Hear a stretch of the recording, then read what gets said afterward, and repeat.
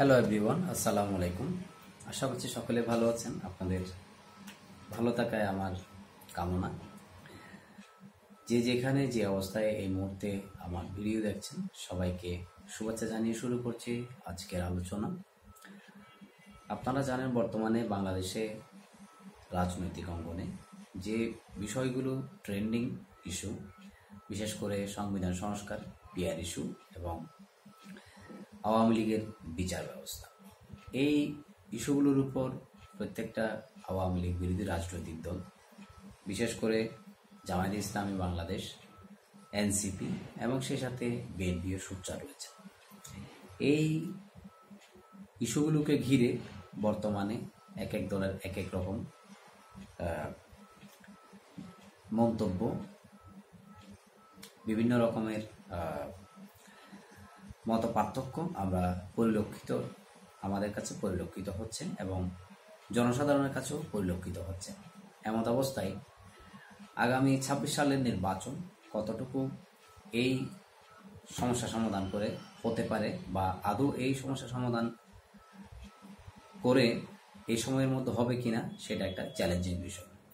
অর্থাৎ বাংলাদেশের যে সমস্ত রাজনৈতিক দল রয়েছে তার মধ্যে বাংলাদেশ জামায়াতে ইসলামী অলমোস্ট তাদের জায়গা থেকে ঘোষণা করেছেন যে পিআর পদ্ধতিবিহীন নির্বাচনে তারা যাবেন। পিআর পদ্ধতি বিহীন নির্বাচন তারা প্রতিহত করবেন। অর্থাৎ তারা পিআর পদ্ধতিতে নির্বাচন চায়, সে সাথে এনসিপি সহ এবং আরও কিছু ছোট ছোট দল এই পিআর পদ্ধতিতে নির্বাচন চাচ্ছে। আবার তাদের প্রত্যেকের একই জায়গা থেকে একটা দাবি আসছে, বিশেষ করে জামাত ইসলাম, এনসিপি এবং অন্যান্য ইসলামী দল সহ বিভিন্ন বাম সংগঠনগুলো, তারা চাচ্ছে সংবিধান সংস্কার করার লক্ষ্যে। আবার কেউ কেউ চাচ্ছে সংবিধান সংশোধনের করতে, অর্থাৎ মূলনীতি সেগুলো রেখে তার সাথে কিছু অ্যাড করতে। আবার কেউ কেউ চাচ্ছে সংবিধান টোটালি একেবারে বাতিল করে নতুন সংবিধান প্রণয়ন করতে। তো এই মিশ্র প্রতিক্রিয়ার মধ্য দিয়ে এই সমস্যার সমাধান করা আদৌ বর্তমান অন্তর্বর্তী সরকারের প্রধান উপদেষ্টা ডক্টর মোহাম্মদ ইউনূসের দ্বারা সম্ভব হবে কিনা, সেই বিষয়টা এখন একটা চ্যালেঞ্জের বিষয় হয়ে দাঁড়িয়েছে। তো যাই হোক, আমরা আগামী ২৬ সালে যে নির্বাচন, সেই নির্বাচনের প্রতীক্ষায় প্রহর গুনছি। আসলে এই ২৬ সালের নির্বাচন আদৌ হবে কিনা সেটা ২৬ সাল আসলে আমরা বলতে পারবো। কারণ এই যে দাবি দেওয়া, এখানে বিএনপি বলছে যে সংস্কার সেটা নির্বাচিত সরকারের মাধ্যমে সংবিধানের যে সংশোধন রয়েছে সেটা করা হবে এবং সেই সাথে জুলাই সনদের যে স্বীকৃতি সেটাও দেওয়া হবে। অপরপক্ষ যেখানে জামাত ইসলাম, তারা বলছেন যে একটা সংস্কারের প্রয়োজন এবং সেই সাথে এনসিপিও তাদের সাথে রয়েছে কিছু রাজনৈতিক দল সহ, এবং তারা চায় সেখানে একটা নতুন সংবিধান এবং সংবিধানের আলোকে, জুলাই সনদের আলোকে তারা একটি নির্বাচন চায় এবং সেই নির্বাচনটি অবশ্য পিআর পদ্ধতি। এখন পিআর পদ্ধতির বিষয় নিয়ে আমি অনেকগুলো ভিডিও করেছি, আপনারা চাইলে সেই ভিডিওগুলো দেখতে পারেন এবং এই পিআর পদ্ধতি নিয়ে আপনাদের মোটামুটি অবগত আছেন। তাই পিআর পদ্ধতির বিষয় নিয়ে আর তেমন কিছু আলোচনা করছি। এই সমস্যাগুলো ছাড়াও বর্তমানে এনসিপি এবং বিএনপির মধ্যে বিভিন্ন রকমের সমস্যা আমরা বিভিন্ন মিডিয়ার মাধ্যমে দেখছি আপনাদের মতো। এখন এই সমস্যাগুলো যদি বলেন, আমরা গত কয়েকদিন আগে যে বিষয়গুলো দেখলাম, বিএনপির উপদেষ্টা অর্থাৎ বেগম খালেদা জিয়ার উপদেষ্টা বীর মুক্তিযোদ্ধা ফজলুল সাহেব, উনি সংবাদ সম্মেলন করেছেন এবং তিনি সংবাদ সম্মেলনে তার জীবন আশঙ্কার কথা বলেছেন এবং সেই সাথে তাকে হত্যার উদ্দেশ্যে বিভিন্ন রকমের ইউটিউব, ফেসবুকে শুধু বিদেশ থেকেও থ্রেটিং করা হচ্ছে এবং তিনি তার জীবন নিয়ে শঙ্কিত। এই ধরনের তিনি কি করেছেন, মিডিয়ায় এসে ব্রিফ করেছেন। এবং সেই সাথে আরও একটা ঘটনা যদি দেখি, ব্যারিস্টার রুমিন ফারহানা, যিনি খুবই আলোচিত এবং সমালোচিত এবং বিগত ১৫ বছরে যাকে মিডিয়াতে সবচেয়ে বেশি দেখা গিয়েছে এবং শেখ হাসিনার যে তীব্র সমালোচক, তার মধ্যে তিনি একজন। ফজলুল সাহেবও ছিলেন তীব্র সমালোচক এবং বলতে গেলে ফজলুল সাহেব যে সমস্ত ভাষায় কথা বলতেন, এটা বর্তমানে তার মতো করে কেউ এত সমালোচনা করছে কিনা আমার জানা নেই। তবে ব্যারিস্টার রুমিন ফারহানা, তিনি তার নির্বাচনী এলাকা ব্রাহ্মণবাড়িয়ার যে বিষয়গুলো সীমানা নির্ধারণের বিষয় নিয়ে কথা বলেছেন, সেই কথার প্রেক্ষিতে অর্থাৎ নির্বাচন কমিশনে তার সাথে এনসিপি নেতাদের সাথে একটা বাকবিতণ্ডতা এবং সর্বোপরি সেটা একটা ধাক্কাধাক্কি পর্যায়ে চলে যায়। এই যে একটা রাজনীতিতে নতুন নতুন সমস্যা সৃষ্টি হচ্ছে বিএনপির সাথে এনসিপি এবং জামাতের, এই সমস্যাগুলো আসলে রিকভার করা এই অল্প সময়ের মধ্যে কতটুকু সম্ভব বলে আপনারা মনে করছেন অবশ্যই কমেন্ট বক্সে কমেন্ট করে জানাতে পারেন। তবে আমার যে বিষয়টা আমি ফোকাস করছি, যেহেতু সংস্কারের বিষয় নিয়ে বড় রাজনৈতিক দলের এইগুলা মত পার্থক্য রয়েছে এবং সেই সাথে বাম দলের মধ্যেও কিছু পার্থক্য রয়েছে অন্যান্য দলের সাথে, এই সমস্যাটা একেবারে এখানে এত অল্প সময়ের মধ্যে সমাধান হবে বলে আমার মনে হয় না। এবং এটি যদি সমাধান করতে হয় নির্বাচনী সরকারের মধ্য দিয়ে, নির্বাচিত সরকারের মধ্য দিয়ে এটা হয়তো হতে পারে। কারণ 26 সালে যদি নির্বাচন দিতে যাই, এখন অগাস্ট প্রায় শেষ, তো বছরের আর 4 মাস বাকি আছে বা 5 মাস, এখন August, September, October, November, December 4 মাস বাকি আছে। তো এই 4 মাস এবং ওইদিকে 2 মাস, 6 মাসের মধ্যে আসলে এই বিষয়গুলোতে কতটুকু ঐক্যমত হওয়া যায় সেইটা একটা বড় চ্যালেঞ্জ। এবং পাশাপাশি আরেকটা বিষয় দেখেন, আওয়ামী লীগের বিচার, আওয়ামী লীগের যে বিচারগুলো কথা উল্লেখ করা হচ্ছে, যেখানে শেখ হাসিনাকে প্রধান আসামি করে বিভিন্ন জায়গায় মামলা দেওয়া হয়েছে এবং আপনারা সেটা জানেন। একই ব্যক্তি একই দিনে বিভিন্ন জায়গায় বিভিন্ন হত্যা মামলার তিনি আসামি। তো সেক্ষেত্রে আরও অনেক আসামি আছেন। এই মামলাগুলোর আইনগত যে জটিলতা বা এই মামলাগুলো কতটুকু আসলে শাস্তিযোগ্য বা এটা কতটা প্রয়োগ করতে পারবে সেটা আদালতের বিষয়, আদালতে উঠে দেখা যাবে। তবে একই দিনে একই ব্যক্তি বিভিন্ন জায়গায় যেহেতু একটা হত্যা মামলার আসামি, এই বিষয়টা একটু জটিল করে তুলব বলে মানে আমার ধারণা আর কি হতে পারে। তো এই যে এই সমস্যাগুলো এত অল্প সময়ে আসলে কি প্রফেসর মোহাম্মদ ইউনূস এগুলো সমাধান করতে পারবেন? এগুলো সমাধান করে তিনি নির্বাচন দিতে পারবেন? এটা আপনাদের কাছে আমি $1 বিলিয়ন প্রশ্ন রাখলাম। তো এই সমস্যার বাইরে যদি আমরা আরও কিছু সমস্যা দেখি, এই যে যেমন ধরেন ছাত্রদের মধ্যে বিভিন্ন ডিমান্ড, আজকে দেখলাম বোর্ডের মধ্যে আপনার তাদের একটা দাবি দেওয়া, আবার ডিপ্লোমা ইঞ্জিনিয়ারদের একটা দাবি দেওয়া নিয়ে যমুনামুখী তারা লং মার্চ দিয়েছে। সেই সাথে দেখা যাচ্ছে আরও অন্যান্য পরিস্থিতি এবং আগামী নির্বাচনকে ঘিরে আরেকটা সিচুয়েশন তৈরি হয়েছে যে আওয়ামী লীগ বিহীন নির্বাচন এটা কতটুকু গ্রহণযোগ্য হবে এবং ইন্টারন্যাশনালি এটা আসলে গ্রহণযোগ্য হবে কিনা, এই ব্যাপারে বিভিন্ন কথাবার্তা উঠে আসছে। কারণ আওয়ামী লীগের একটা সমর্থক রয়েছে, নিয়ার অ্যাবাউট এটা 35% পিপল বাংলাদেশের এখনও তাদেরকে সাপোর্ট করে। তো এই যে একটা বিরাট একটা অংশ, তাদেরকে ভোটের বাইরে রেখে একটা ইলেকশন আসলে এটা কতটুকু ভোটারকে নিয়ে আসবে এবং ভোটের উপস্থিতি কতটুকু থাকবে, এটা একটা ব্যাপার। এবং সেই সাথে এই জনগোষ্ঠীকে বাদ দিয়ে একটা যদি নির্বাচন হয়, সেই নির্বাচনে একটা ব্যাপক জনগোষ্ঠীর অধিকারকে হরণ করা হবে বলে কেউ কেউ মনে করছেন। এবং সেই সাথে বাংলাদেশের মানুষ এর ভোটাধিকার যে সঠিকভাবে প্রয়োগ হয়নি এবং এটা যদি বহির্বিশ্ব বুঝতে পারে যে একটা বড় ধরনের অংশ এই নির্বাচনের ভোট প্রক্রিয়া থেকে বাদ পড়েছেন বা তাদের রেখে ইলেকশন করা হয়েছে, সেই জায়গা থেকে আন্তর্জাতিক মহল এই নির্বাচনকে বৈধতা দিচ্ছে কিনা, স্বীকৃতি দিচ্ছে কিনা, এটা একটা বড় বিষয়। তো সব মিলিয়ে এই সাথে আবার আওয়ামী লীগের নেতাকর্মীরা এখন আবার দেখা যাচ্ছে বিভিন্ন জায়গায় হঠাৎ হঠাৎ মিছিল মিটিং তারাও করছে।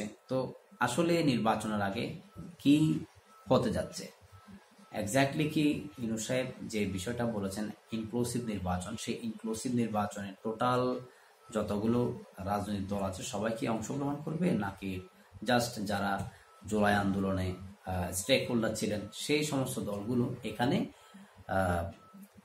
নির্বাচনে অংশগ্রহণ করবে, এটা হচ্ছে বড় বিষয়। তবে এখানে এই মুহূর্তে যদি ভোটের ক্যালকুলেশন করেন, সেই ভোটের ক্যালকুলেশনে আওয়ামী লীগ যদি না আসে, সেই ভোটে বিএনপি যে ক্ষমতায় যাবে এটা নিশ্চিত, কিন্তু কে বিরোধী দল হবে এই বিষয়টা এখনো মানে অনিশ্চয়তায় ভুগছে। তো এই জন্যই আসলে বিভিন্ন রকমের ধূম্রজাল ধোঁয়াশা অনেক কিছু রাজনীতির মাঠে দেখা যাচ্ছে। এখন এই সমস্ত কিছু এগুলো ছিন্ন করে 2026 সালে ফেব্রুয়ারি মাসে যে নির্বাচন বাংলাদেশের হওয়ার কথা রয়েছে, জাতীয় নির্বাচন, সেই নির্বাচন আদৌ পারফেক্ট টাইমে অর্থাৎ ঘোষিত টাইমে হবে বলে আপনারা মনে করেন কি? আমি যে যতটুকু আমার ধারণা এবং আমি যতটুকু বুঝি, এখানে নিত্য নতুন যে সমস্যাগুলো ক্রিয়েট হচ্ছে এবং যে বিষয়গুলো নিয়ে এই স্টেক হোল্ডাররা, যারা আন্দোলনের স্টেক হোল্ডার ছিলেন, তারা কথা বলেছেন, বিশেষ করে সংবিধান সংস্কার, এটা নিয়ে বড় দল এখানে মত পার্থক্য রয়েছে এবং ছোট দলের মধ্যে বাম দলের মধ্যে পার্থক্য রয়েছে, মত পার্থক্য। এবং সেই সাথে যে ব্যাপার পিআর ইস্যু, এখানে পিআর ইস্যুর মধ্যেও একটা পার্থক্য রয়েছে। এবং সর্বশেষ হচ্ছে আওয়ামী লীগের বিচার। তো আওয়ামী লীগের বিচার যদি করতে যাই, এটা একটা লেন্দি একটা প্রসেস, কারণ বিচার একদিনে হয়ে যায় না, এটা একটা পর্যায়ক্রমের বিষয়। তো সময় নিয়ে যেহেতু বিচার করতে হয়, এই সময়টুকুর মধ্যে আদৌ কি বিচারগুলো সম্পন্ন করে নির্বাচন সম্ভব কিনা। আবার আরেকটা বলা হচ্ছে যে জামাতের পক্ষ থেকে পিআর পদ্ধতিবিহীন নির্বাচন তারা প্রতিহত করবে। তো যেখানে কিছু দল চায় নির্বাচনে যেতে, আবার এখানে কিছু দল চায় নির্বাচন না যেতে, সব মিলিয়ে নির্বাচন হবে কিনা এটা একটা ধোঁয়াশা বিষয় হয়ে উঠে এসেছে। অর্থাৎ 26 সালের নির্বাচনটা যদি হতে হয়, অনেকগুলো ঐক্য, অনেকগুলো বিষয়ে একমত হতে হবে এবং ঐক্যমত্যে পৌঁছাতে না পারলে যে হিসাবে তারা এখন ঘোষণা করছে, সেই হিসাবে দেখা যাচ্ছে নির্বাচনটা পিছিয়ে যেতে পারে, বা নির্বাচন 26 সালে নাও হতে পারে, অথবা দেখা যাচ্ছে প্রফেসর ইউনূস সাহেব দায়িত্ব ছেড়ে চলেও যেতে পারেন, অথবা দেখা যাচ্ছে অন্য কোনো এখানে উদ্ভব করতে পারে, এটা সামরিক শাসনও হতে পারে, অর্থাৎ আর্মি শাসন ক্ষমতা নিতে পারে, এটসেট্রা। তো এই হচ্ছে ব্যাপার।